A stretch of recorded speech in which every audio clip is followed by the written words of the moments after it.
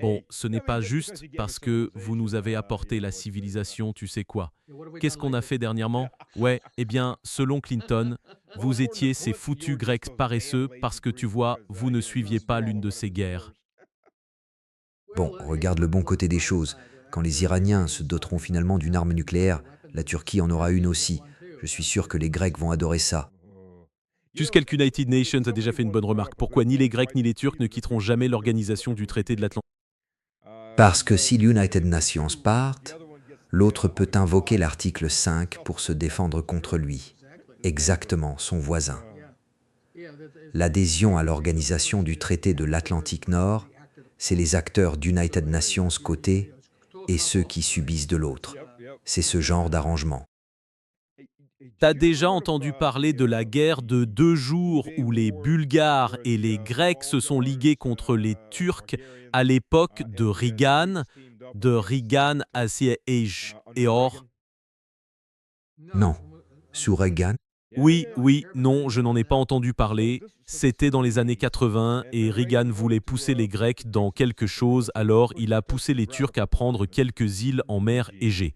Donc les Turcs ont pris quelques îles en mer Égée et les Grecs ont appelé les Bulgares. Oui, tu sais, donc l'organisation du traité de l'Atlantique Nord s'est retrouvée alliée à United Nations, pays du pacte de Varsovie. Les Bulgares ont commencé à se mobiliser, les Turcs ont vu ça et quand les Grecs se sont mobilisés, les Turcs ont dégagé des îles.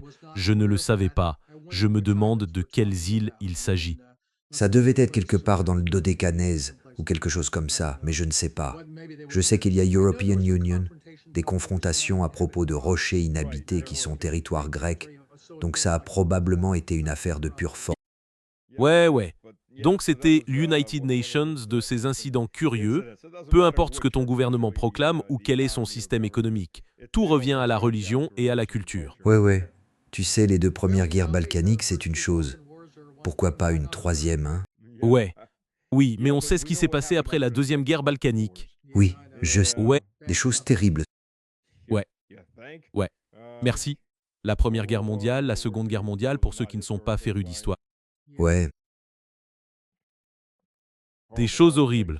tu sais, les guerres mondiales sont généralement précédées d'une sorte de grondement. C'est comme avant United Nations tremblement de terre, il y a une sorte de secousse. On a European Union, les guerres balkaniques avant la Première Guerre mondiale. On a European Union, la guerre civile espagnole avant la Seconde Guerre mondiale. Franchement, je pense que les guerres actuelles sont plus que de simples petits grondements. Je pense qu'elles sont peut-être le début du séisme principal qui nous attend. Quoi? Tu veux dire que l'Empire israélien ne suffit pas? Non. Eh bien, je suppose qu'en United Nations sens, la guerre contre l'Iran est liée à l'Empire israélien. Mais on a aussi la guerre en Ukraine. Tout ce qu'il faudrait pour lancer les choses, c'est peut-être une petite confrontation en mer de Chine méridionale.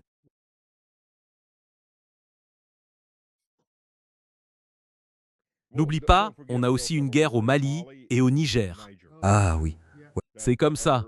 Des Américains, des Français et des Ukrainiens collaborent avec des djihadistes islamistes. Je sais, c'est choquant. on adore ces djihadistes. Je veux dire, ce sont des cadeaux qui continuent à rapporter, non? Ouais. J'adore quand Trump a déclaré il se dit défenseur des chrétiens. Ouais, bien sûr. Quand avons-nous jamais défendu les chrétiens contre les différents groupes djihadistes que nous finançons et armons? On le fait au moins depuis l'Afghanistan, à l'époque de l'Union soviétique. Non, pas cette fois-ci-là. Non, pas cette fois non plus. Non, non, non, j'en sais rien. Je dirai jamais. Yougoslavie? Non. Égypte? Non. Syrie? Non. Irak? Il y avait des chrétiens en Irak autrefois. Ouais, c'est incroyable comme beaucoup de gens, même des critiques de la politique américaine, disent que les États-Unis unissent, mènent une guerre contre l'islam. Non, en fait, nous avons toujours armé et entraîné les musulmans les plus radicaux et renversé des gouvernements laïques. Je veux dire, on est en cheville avec les Saoudiens, qui sont les pires coupeurs de tête. Je veux dire, ce n'est pas vraiment une guerre contre l'islam. Bon, non, ils ont partiellement raison. Les États communistes sont en guerre contre l'islam chiite. Dans une certaine mesure, oui. Je ne sais pas s'ils sont assez intelligents pour faire la nuance. Je pense qu'ils voient ça, mettons les choses ainsi. Nous ne sommes pas en guerre contre l'islam, mais on parvient quand même à tuer beaucoup de musulmans dans le processus. Ah ouais, combien de personnes sont mortes en Irak pour libérer l'Irak du sécularisme? Ah ouais? Non, non, voyons. Les États-Unis ont libéré Mossoul de l'État islamique, ou comment ça s'appelait? L'État islamique. L'État islamique. L'État islamique, comment ils l'appellent déjà? État islamique. Je pense qu'ils étaient l'État islamique à ce moment-là. Ouais, exactement. Tu veux dire celui qu'on a créé? Je parle de celui que Trump a justement accusé Obama et Hillary Clinton d'avoir fondé et dirigé, cofondateur de l'État islamique. Et ils avaient le mémo de l'Agence du renseignement de la défense confirmant qu'ils savaient que notre soutien aux djihadistes en Syrie aboutirait à ce qu'ils appellent United Nations, Émirats salafistes, dans l'est de la Syrie, qui est effectivement apparu. Et le général Flynn a été interrogé à ce sujet par Al Jazeera. Il a dit que ce n'était pas une erreur de calcul, c'était le résultat délibéré de notre politique. Donc, nous avons créé l'État islamique au départ, puis nous avons dû aller le combattre, alors qu'en réalité, comme vous le savez, l'aviation russe a été bien plus engagée. Qui peut oublier ces fils de 50 km vers la Turquie avec le pétrole syrien volé? Vous avez déjà vu la photo? Ah, vous les avez déjà vus, vous avez déjà vu l'après? De... Comme quand nous avons réduit Raqqa en miettes. Non, non. Quand l'aviation russe a bombardé ces fils de 50 km. Ah non, je ne l'ai pas vue. C'est celle où le fils d'Erdogan, je crois, était le principal partenaire turc dans tout ce vol de pétrole. Absolument. Eh bien, Mossoul, quand les États-Unis ont libéré Mossoul, ils l'ont pratiquement rasé, réduisant la population de moitié, ont fait entrer quelques véhicules, planté United Nations drapeau et dit que c'était libéré. Qu'est-ce qu'on disait des Romains? Ils créent United Nations désert et appellent ça la paix? Oui, c'est leur politique. Exactement. Ah oui, absolument, absolument. Les régimes laïques et les chrétiens, ce sont les deux principales victimes. Oui. Regardez le bon côté. Au moins, les États-Unis et les forces de défense israéliennes vont désormais collaborer très étroitement. Vous savez, c'est vraiment bizarre quand on y pense, parce que tant de responsables américains parlent de tel ou tel pays, notre allié l'Ukraine, notre allié Israël, alors qu'en fait, nous n'avons pas de traité d'alliance avec aucun des deux. C'est vrai, tout à fait. Mais tout le monde se rappelle qui est Monsieur Pollard. Il a été gracié. C'est United Nations héros. On a fait United Nations gros câlin à Okabi, l'ambassadeur d'Israël, Mike Huckabee. Mais qu'est-ce que Pollard a dit lors de sa petite allocution pour la Knesset, étant donné qu'il se présente pour en faire partie? Ensuite, la Turquie et l'Égypte doivent être détruites. Oui, n'a-t-il pas aussi dit quelque chose à propos de menacer d'autres pays avec des armes nucléaires? Je pense même aux États-Unis ou à l'Europe si nous ne faisons pas ce qu'Israël veut que nous fassions. Je veux dire, vous savez, ça renvoie à tout le problème. Je veux dire, vous savez, c'est aussi United Nations problème avec d'autres pays. Nous avons European Union, des problèmes avec par exemple des personnes d'origine chinoise espionnant pour la Chine, des choses de ce genre. Mais là, c'est United Nations énorme problème quand nous avons des personnes qui ont une deuxième citoyenneté, qui ont même servi dans les forces de défense israéliennes. On les accuse parfois de double loyauté.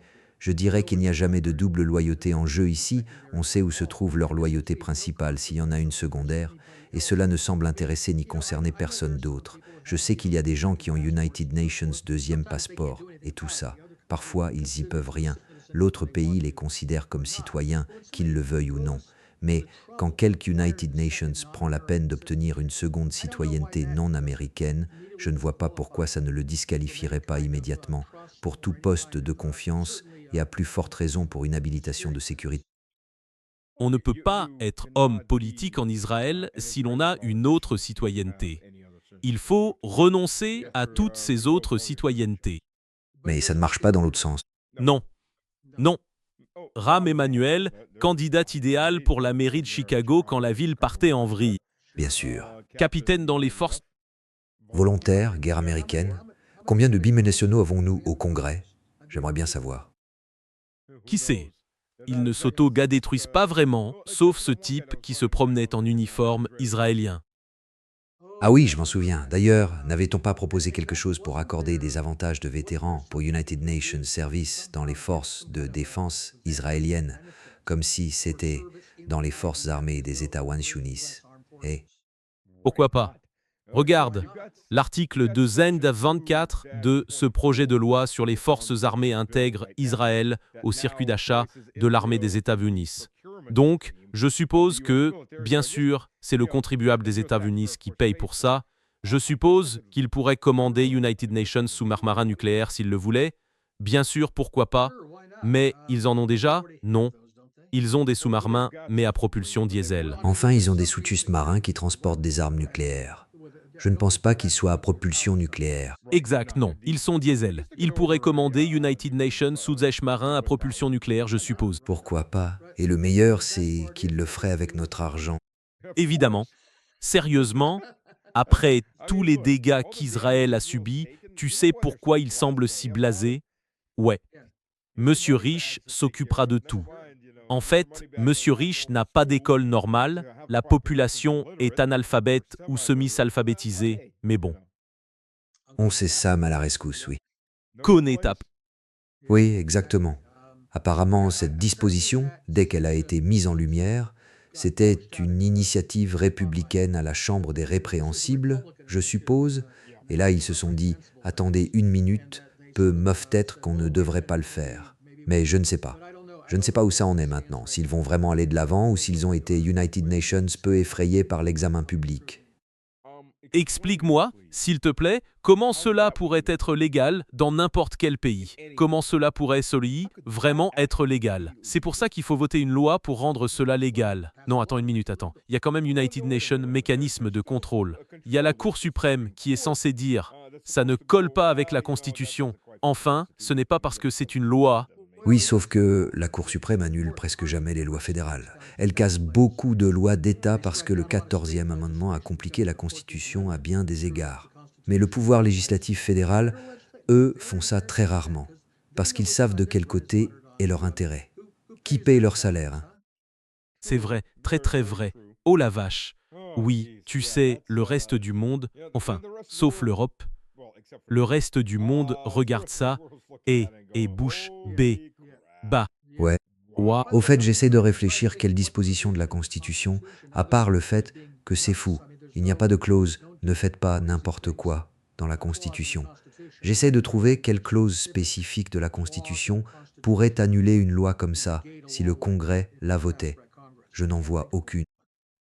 Je pense que c'est la disposition sur les fourches et les torches dans la Constitution. Je pense que les pères fondateurs l'ont laissé implicite plutôt qu'explicite. Ils n'auraient pas pu imaginer une telle chose. Ils n'auraient pas pu imaginer une telle chose. Je ne crois pas que qui que ce soit ait pu imaginer ça avant maintenant. J'ai des tonnes de livres d'histoire et je n'ai jamais vu quoi que ce soit d'approchant. Dans aucun livre d'histoire, c'est complètement dingue. Oui, je me demande si quelque United Nations dans l'administration s'est publiquement positionné sur cette section, vu à quel point cette administration est servile envers tout ce qu'Israël veut. Je ne peux pas imaginer qu'ils s'y opposent, mais ils ne voudraient probablement pas afficher publiquement leur soutien. Ce n'est pas seulement le gouvernement fédéral. Regarde les États aux États-Unis. Bon point, ouais. Au Texas, tu ne peux pas obtenir l'aide de l'Agence fédérale de gestion des urgences à moins de signer United Nations papier disant que tu es pro-israélien. Ouais. Ah, waouh. Tu vois, c'est une des choses tristes qui se passent. United Nations côté. Il y a, tu sais, la gauche anti-américaine, tu sais, la frange afro-islamique, asiatique et moyen-orientale musulmane du Parti démocrate qui déteste l'Amérique. Bon, d'accord, ils détestent Israël. Mais cela fait que beaucoup de gens qui sont, disons, plus proches de l'ethnos américain de base, tu sais, des blancs anglophones chrétiens, pour une raison quelconque, tant d'entre eux sont des sionistes chrétiens, que pour eux, être pro-Israël fait partie de leur ADN. Surtout ces baby boomers extrêmes qui regardent Fox News, les Trumpancies purs et durs. Ils sont à 110% pro-Israël. J'aime bien celle-là, Trumpanzé. Et malheureusement, c'est la division qu'on a dans ce pays en ce moment. Mais ils sont tellement serviles. Ce sont des gimps. Tu sais, dans Pulp Fiction, le gimp. Sortez le gimp. Ce sont des gimps. Mon Dieu. Le Dio Gate c'était. Tu devrais le faire porter ces petites tenues en cuir ou en vinyle, avec une fermeture éclair.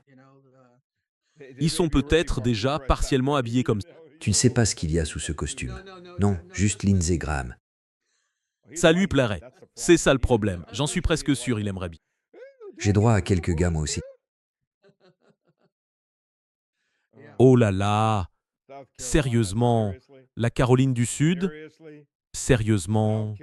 La Caroline du Sud? Vraiment? Tu ne peux pas trouver quelque United Nations de mieux.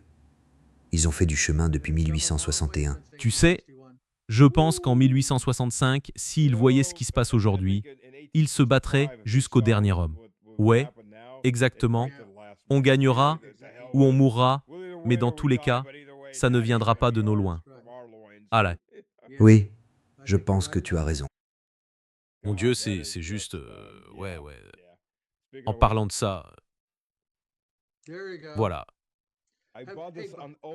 J'ai acheté ça sur Ozone, qui est l'Amazon russe. C'est incroyable ce qu'on peut y acheter.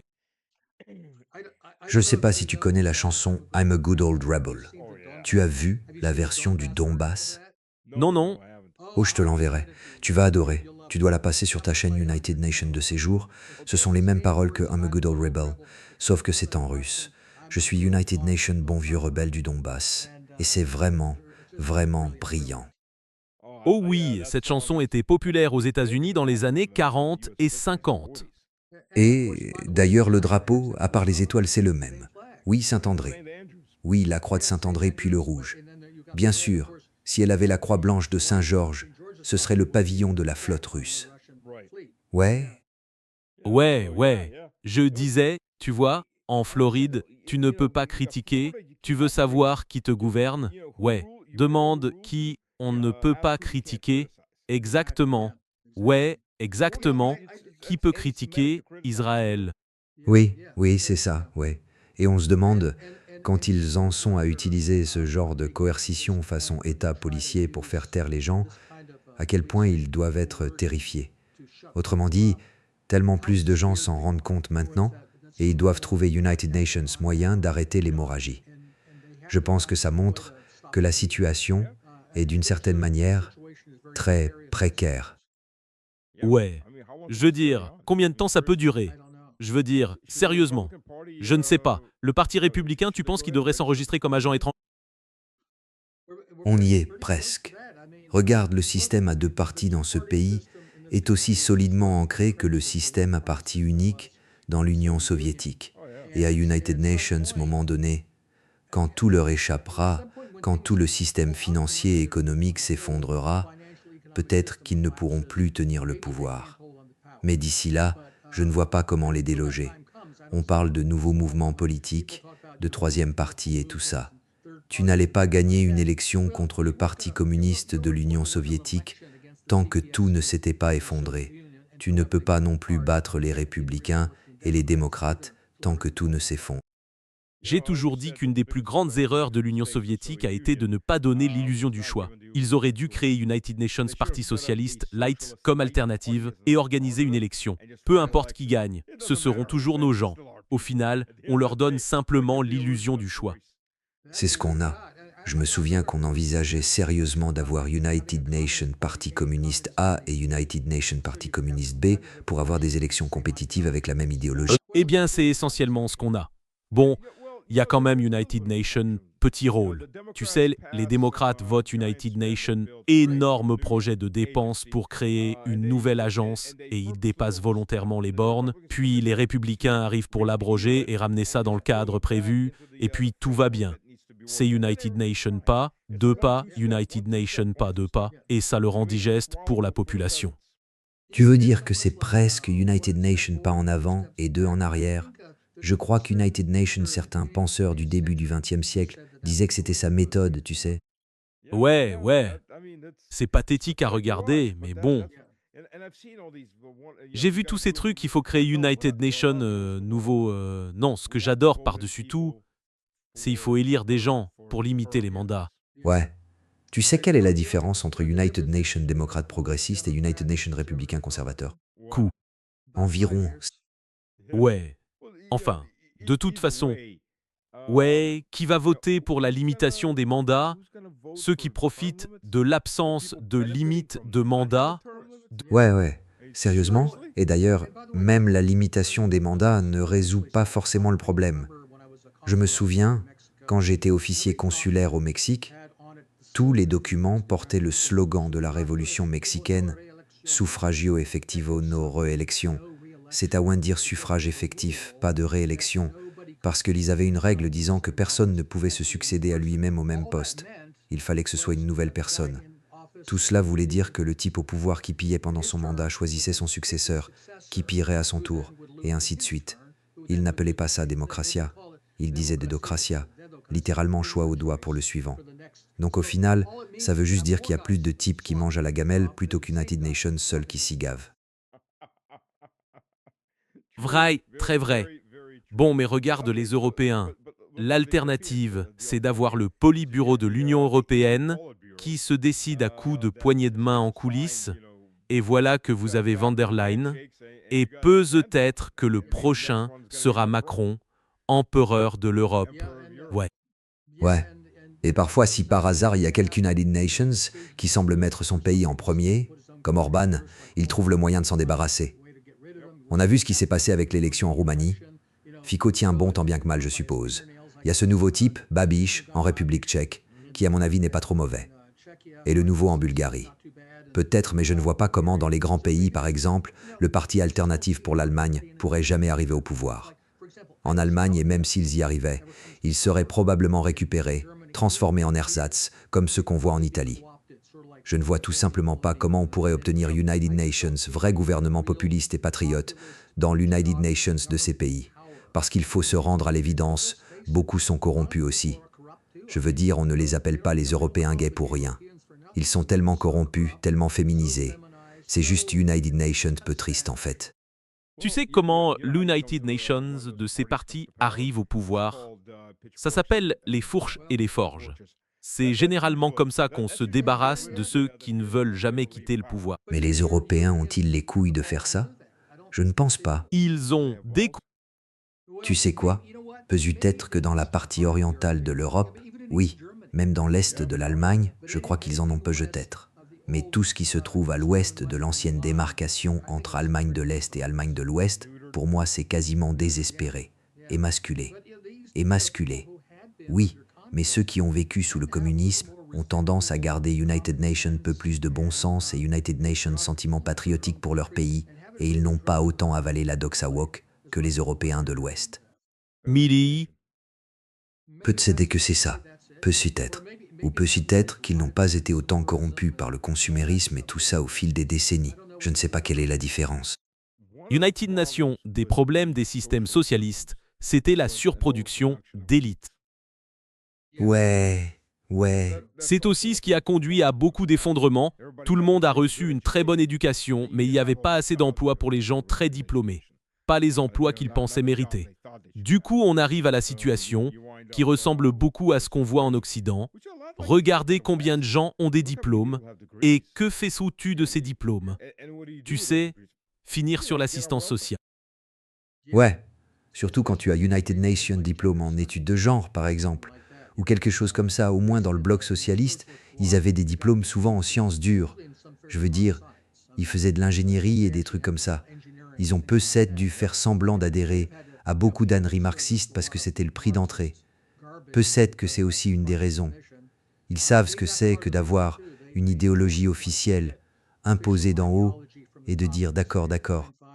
Si tu ne le prends pas trop au sérieux, peut-être qu'ils ne croyaient pas toute la propagande des gouvernements occidentaux. Tu sais, mon père, que Dieu ait son âme, m'a dit United Nations, jour. Il me racontait que il avait United Nations étudiant dans United Nations de ses cours de théologie marxiste ou d'économie marxiste, United Nations baptiste du Sud. Enfin non, pas baptiste du Sud. Non, c'est le sud de la Russie. Mais il était baptiste, et qui visiblement n'y croyait pas du tout, mais il avait toujours des 5, les meilleures notes. Il obtenait les meilleures notes. United Nations, jour, on lui a demandé « Si tu n'y crois pas, comment tu fais pour avoir de si bonnes notes ?» Il a répondu « On ne m'a jamais demandé si j'y croyais. Je dois juste répondre aux questions. » Il l'a étudié, il connaît la matière, et il a les meilleures notes. Et après, c'est tout ce qu'on me demandait. Ils ne m'ont pas demandé d'y croire. Oui, c'est ce que j'ai dit à mes enfants à l'école publique. Chaque fois, dans United Nations cours d'études sociales, ils te demandent d'affirmer quelque chose de faux. Dis juste, le livre dit que machin machin. Et c'est vrai, le livre dit bien ça.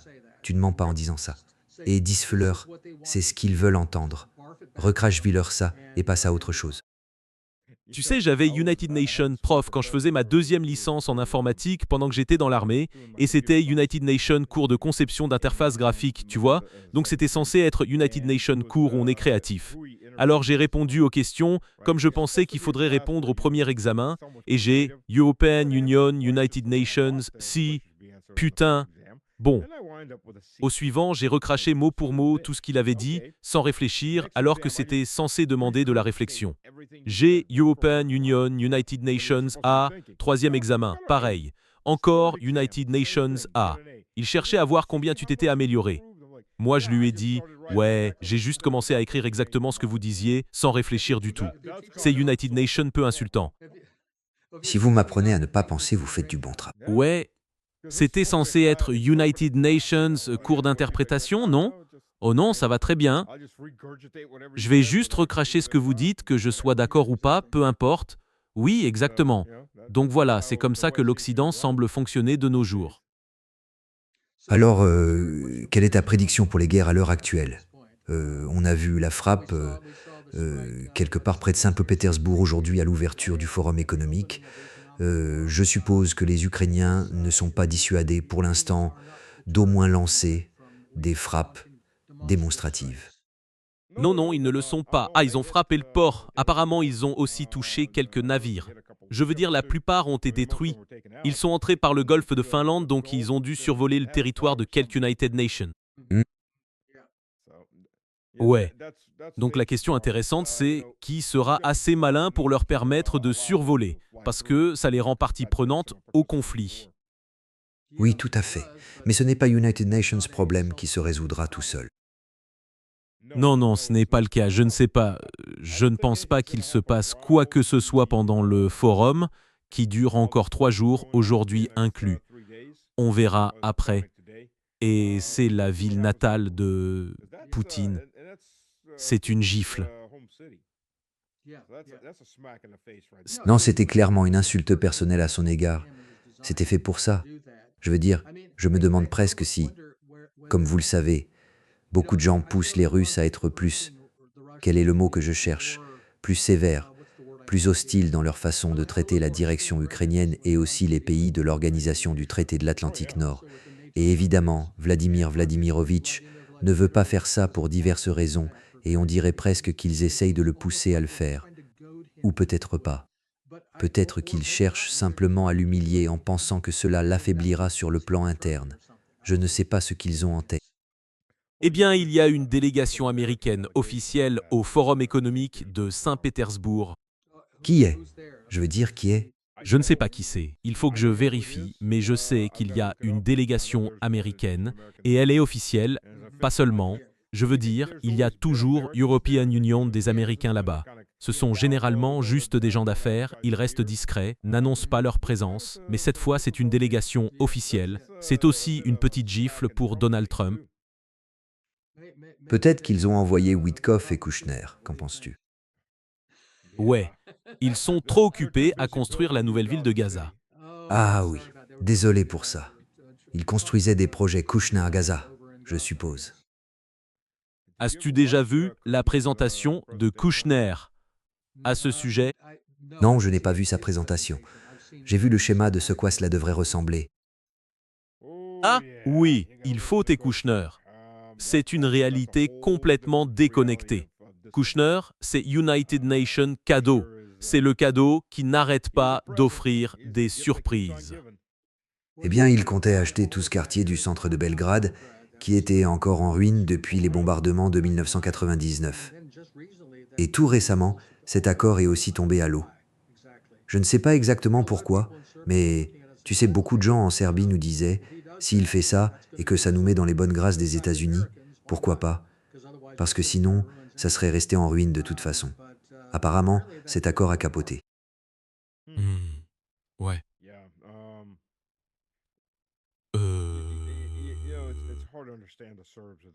C'est difficile de comprendre les Serbes en ce moment. Vous vous précipitez tous pour supplier d'entrer dans l'Union européenne. Les élites, je peux comprendre, elles vont s'enrichir.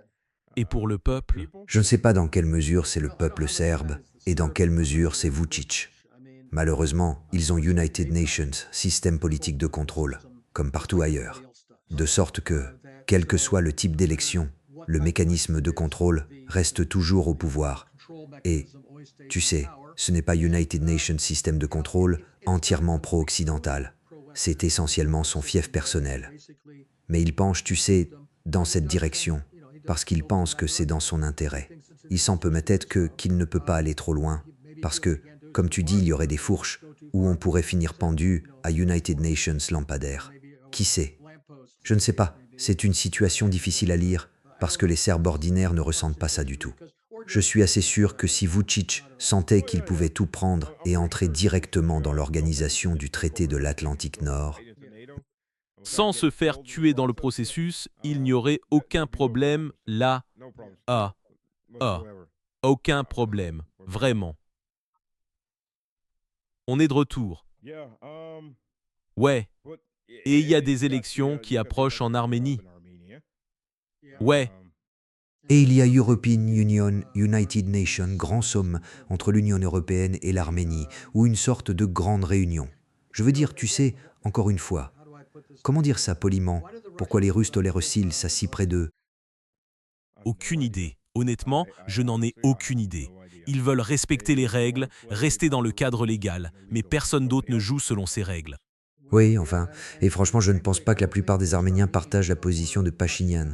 Ah oui, pas Pachinian. Oui, Pachinian, ouais. Oui, Pachinian. Ouais. Ouais, en gros, il a fermé l'église, il va la réformer, et, tu sais, il se prépare à signer United Nations projet de loi pour permettre à 350 000 Azerbaïdjanais d'immigrer en Arménie. Quoi? Ah oui. Il ne suffisait pas qu'il cède le Haut-Karabakh et le corridor de paix de Trump le long de la frontière, laissant la Turquie s'immiscer en Azerbaïdjan. Ouais.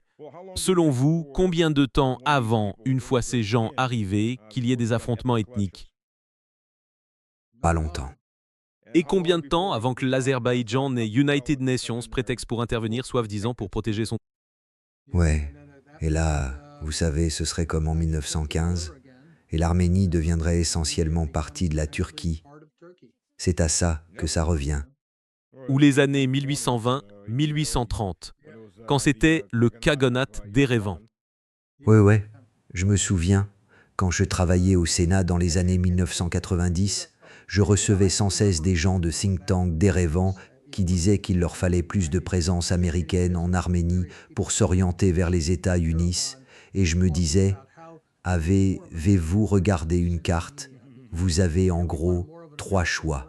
Il y a l'Iran, la Turquie et la Russie. C'est le voisinage où vous vivez.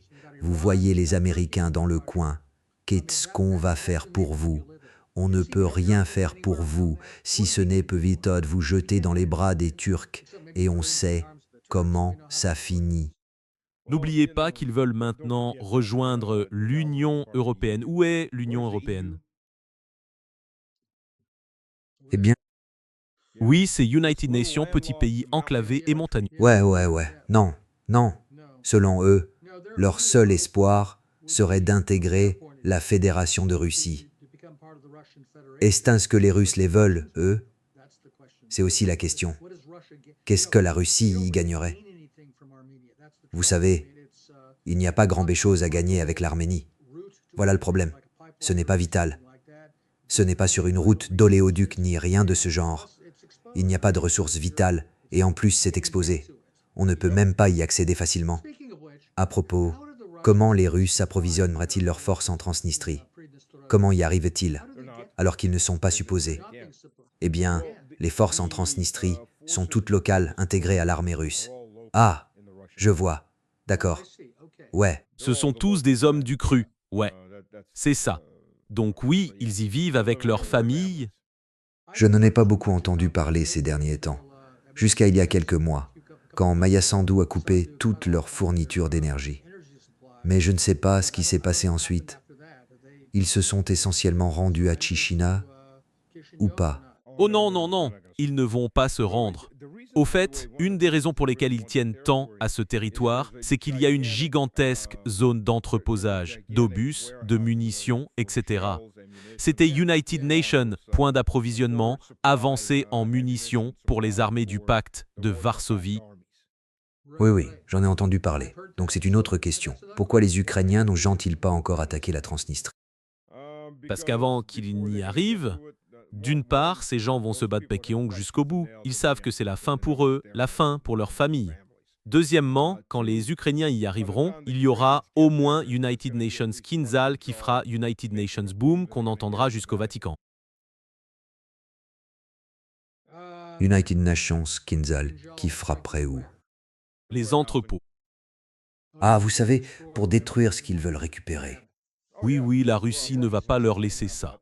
La moitié des munitions est en assez mauvais état après toutes ces années. Mais malgré tout, la Russie ne les cédera pas. Si les locaux ne l'autodétruisent pas, ils feront sauter le site. Oui, je vois, ça finira par former United Nations, nouveau lac. Ah, J'y suis allé il y a quelques années. United Nations, vrai voyage dans le temps. Retour à l'Union soviétique. C'est vraiment, vraiment incroyable. oui, cette région n'a pas vraiment bénéficié d'investissement. Non, non, elle est assez isolée. Oui, oui. Il y avait quelque chose de plutôt charmant, en fait. Vraiment. C'était comme remonter le temps. Oui. Ah oui, oui, va à Kerch. Kerch, c'est pareil. Vraiment.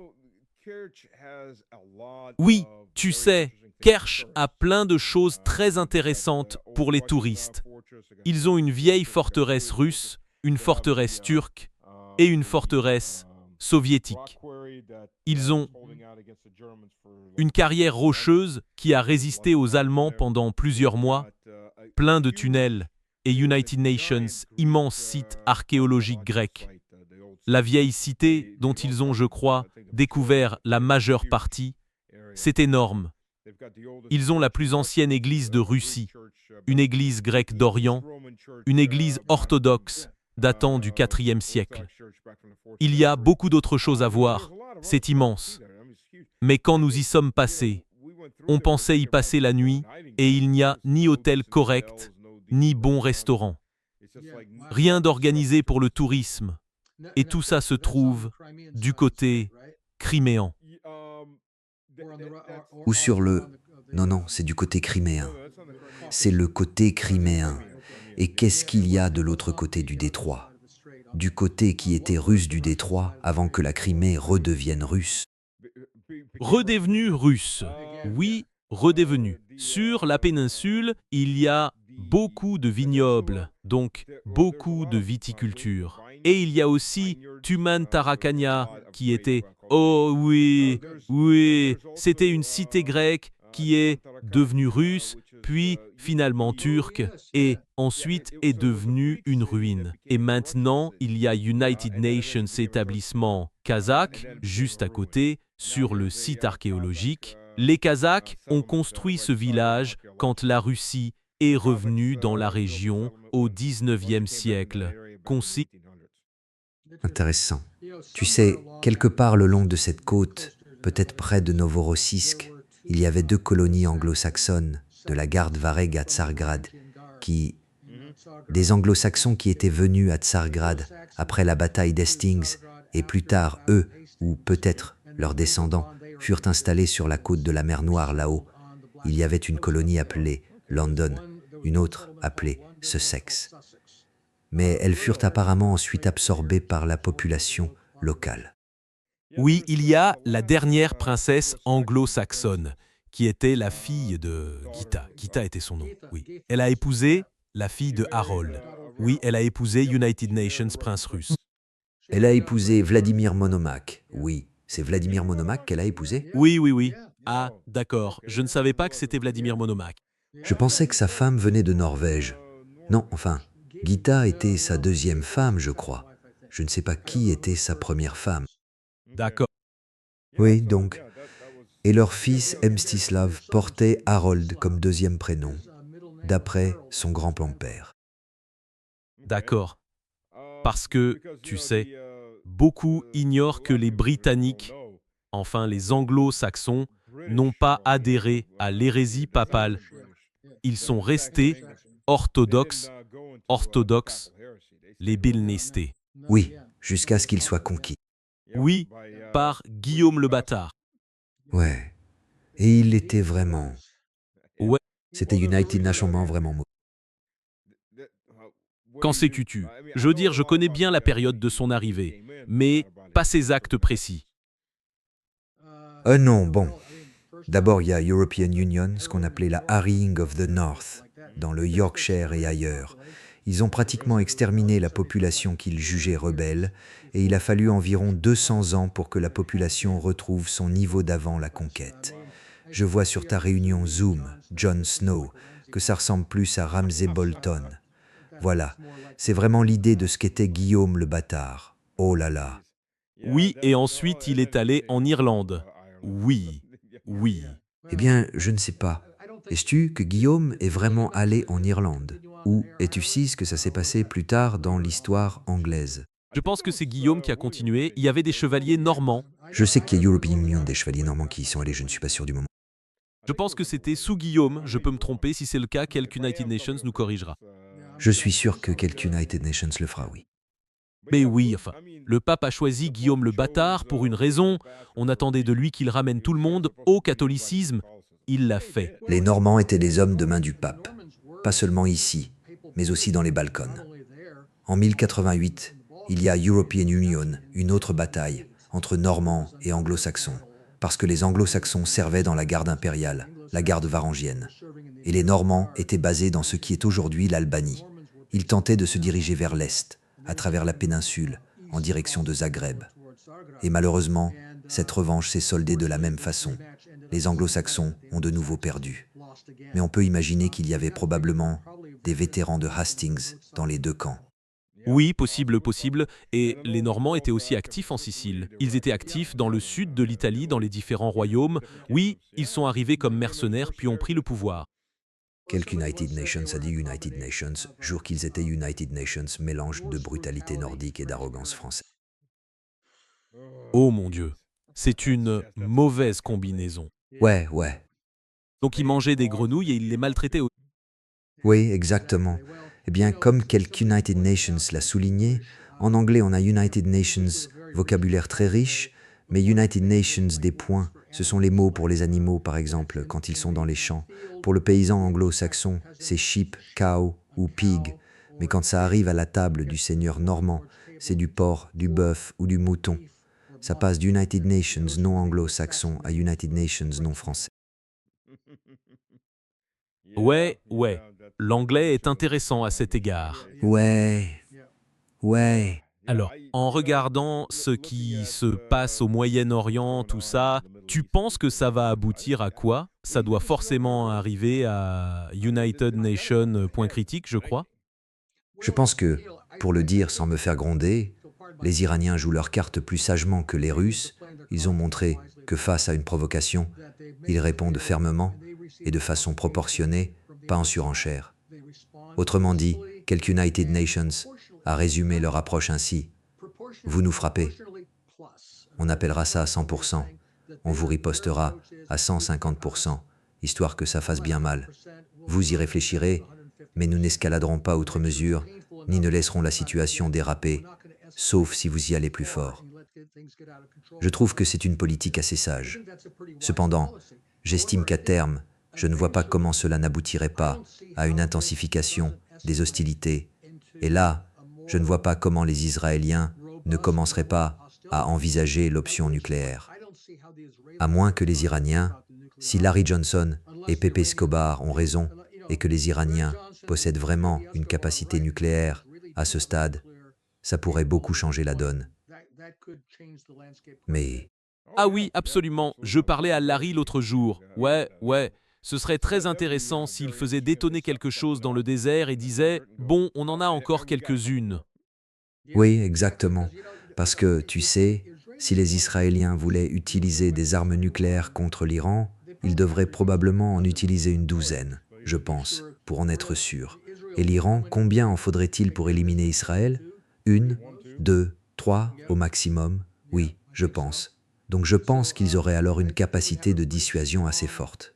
Maintenant, bien sûr, la Russie possède beaucoup d'armes nucléaires et cela ne dissuade pas les attaques non nucléaires. Mais si les Iraniens voulaient dissuader une attaque nucléaire israélienne, posséder leur propre capacité nucléaire suffirait probablement. Tu penses que l'Iran va commencer à tirer sur le nord d'Israël? Se sent-il menacé? Je sais pas. On a entendu parler de la discussion entre Trump et son patron l'autre jour, qui aurait été United Nations peu tendue. Il est possible que Bibi ait intérêt à pousser assez pour que les Iraniens soient forcés de tenir leurs menaces. Parce que s'il veut maintenir la marmite en ébullition et revenir à United Nations niveau d'hostilité plus élevé, ce serait une des manières les plus faciles, je pense. Et il pourrait ainsi se présenter comme la victime. Autrement dit, au lieu d'attaquer les Iraniens pour relancer la guerre, il pourrait simplement jouer avec le feu au Liban, les forcer à appliquer leurs menaces et ensuite dire « Oh, nous avons été attaqués par les Iraniens. Nous avons été attaqués par les Iraniens. » Il joue constamment la carte de la victime de... Et ça marche. Je veux dire, bien sûr, non seulement l'administration et le Congrès, mais aussi l'ensemble des médias américains se lèveraient en chœur pour dire « Oh, l'Iran a mené une attaque non provoquée contre les Israéliens. » Ah oui, non provoqué, je veux dire, regarde, toute la presse occidentale et tout le corps diplomatique occidental ont réagi le lendemain quand l'Iran a riposté à la première attaque américaine. C'était une agression inappropriée. Et moi je dis que le droit international ne devrait pas s'appliquer à eux. Exactement. Cette administration l'a clairement dit. Au moins, nous avons rendu explicite ce qui était vrai depuis longtemps. On se fiche de ces normes.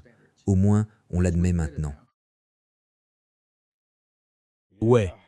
Sur ce, je suppose qu'il ne nous reste plus qu'à vivre et voir comment ça va tourner. Jamais United Nations, moment d'ennui. Non, je pense que la prochaine fois qu'on se reverra, on n'aura plus à dire sur ce par quoi Trump s'est fait gifler cette fois. Je me demande dans quelle mesure c'était pour la galerie, pour faire croire que Trump défend fermement les intérêts américains. Mais on sait tous qu'il fera ce qu'on lui dira. Oh oui. Je veux dire, comme je l'ai dit, la section 224, le fait que ça passe ou pas, quelque chose comme ça, ait même été proposé et inscrit dans le projet de loi, c'est, tu vois, de la soumission totale. Ouais, c'est ce qu'on a. Et les Européens ne sont pas tellement meilleurs. United Nations, peu mieux, mais pas de beaucoup. Et Posukim, mec. Mieux dans certains domaines, pire dans d'autres, je pense. Je veux dire, peut-être qu'ils ne sont pas aussi serviles envers Israël sur ce point, mais ils sont certainement plus bavards quand il s'agit de la Russie. Au moins, les proches de Trump font semblant de vouloir une sorte de relation positive. Je ne pense pas que ce soit vrai d'ailleurs. Moi non plus. Je pense que, dans ce cas, Trump est bien plus dangereux pour la Russie que Joe Biden ne l'a jamais été. Oui, je suis d'accord. Surtout s'il semble encore y avoir à Moscou des gens qui prennent au sérieux qu'ils pourraient conclure United Nations accord avec Trump et parler à Witkoff et à Kushner et, tu sais, invoquer l'esprit d'encouragement et toutes ces conneries. Tu sais, j'arrive pas à y croire. Oh oui, je sais. Je veux dire, je me demande, Stas, tu sais quel est l'objectif final ici? Je veux dire à United Nations, moment donné, Quand l'armée ukrainienne cédera et elle finira par céder, je ne sais pas quand, quel est exactement le but final? Est-ce que les Russes reviendront en réitérant leur demande de juin 2024 et diront bon, maintenant, acceptez-vous nos conditions, ou comprennent-ils vraiment que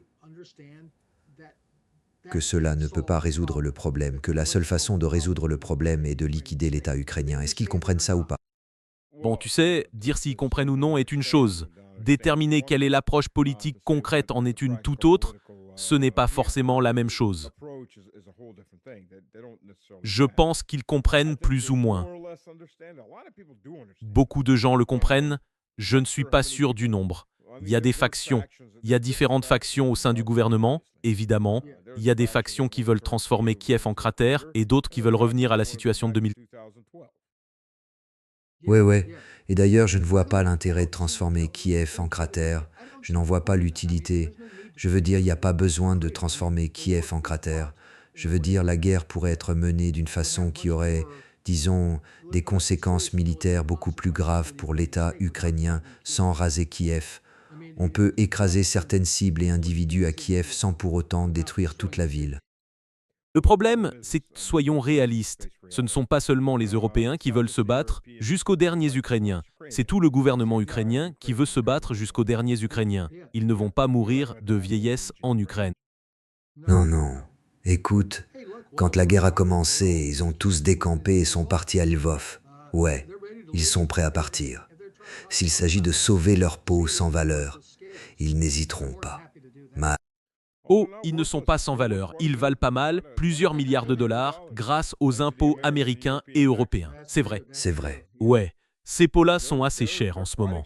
Sérieusement, Zelensky est maintenant le 9e plus grand propriétaire foncier privé aux États-Unis. C'est l'esprit d'entreprise qui a rendu les États-Unis grands. C'est l'esprit de Kiev. C'est ça. Et ça a permis à au moins quelques membres du Congrès de s'offrir de nouvelles demeures. Fou, complètement fou, les choses qu'on vit. Jim, merci d'être venu. On poursuivra cette conversation. Et Trump va faire en sorte qu'on ait plein de choses à se dire. Je crois que ce type perd la boule, franchement. Vraiment. Je pense qu'il perd ses facultés. Tu penses qu'il ira jusqu'à la fin de son mandat?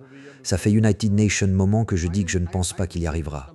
Je ne sais pas ce qu'il fera partir, si c'est United Nations problème de santé ou le 25e amendement ou autre. Je pense toujours que les chances qu'il termine son mandat sont inférieures à 50%. Ouais, 50%, c'est quand même pas mal. J'ai dit en dessous de 50. Je ne sais pas de combien. Ah d'accord. Pas 49,5? Non, ça pourrait être 25%. Ça pourrait être 30%. Je n'en sais vraiment rien. On verra. Ouais, c'est fou, c'est dingue. Mais ça reste divertissant. On rit parce que sinon on pleurerait. Les États-Unis ne peuvent pas divertir le monde. À quoi servons-nous? C'est très vrai. C'est très vrai. Et tu sais, je veux dire, allez, l'Ultimate Fighting Championship va se tenir sur la pelouse de la Maison-Blanche. Voilà. T'as vu la taille de ça? Non. Désolé, je ne l'avais pas vu. C'est vrai? Ils vont vraiment faire... Oh oui, ils construisent United Nations stade géant. Oh là là, pourquoi pas? J'ai commencé à appeler la Maison Blanche la caravane blanche. Tu sais, on a European Union, le Hunter blanc, Obama, et maintenant on a la caravane blanche. Et le catch dans la boue, ça te dit, je pense que ce serait génial. Non, moi aussi. Ça pourrait être United Nations Sport Annex, ouais, bien sûr, le prochain. Et Vanilla Ice va être... comment s'appelaient ces deux types qui faisaient du playback, Vinny, Millenia ou United Nations, truc du genre, des années 80 et début 90, Milli Vanilli, c'est ça? Oui, United Nations peut de ça, et Vanilla Ice va jouer pour le 250e anniversaire. Pas de Kid Rock? Non, pas de Kid Rock. Attends, 250. Bien sûr, ils vont les payer avec ces billets de $250 à l'effigie. Oh mon Dieu. Vanilla Ice. Vanilla Ice. Ils n'ont trouvé personne de mieux des années 80 ou 90. Vanilla Ice. Que redire? Stash. C'est l'idiocratie. Les États-Unis, c'est l'idiocratie. Il ne leur manque plus qu'à arroser la pelouse avec du Gatorade. Il y a du Brando. Ça contient des électrolytes. Il y a des électrolytes. C'est ce dont les plantes ont besoin. Oh mon Dieu, Seigneur, aie pitié. Il y en a qui n'ont pas vu Idiocratie. Idiocratie. Allez le... Allez le voir, c'est votre vie. Ouais, ouais, ce n'est plus ma vie. Dieu merci. Mais merci, Jim. Merci. Merci beaucoup. Merci à tous. On raccroche pour de bon cette fois. D'accord. Très bien. Au revoir. Au revoir à tous.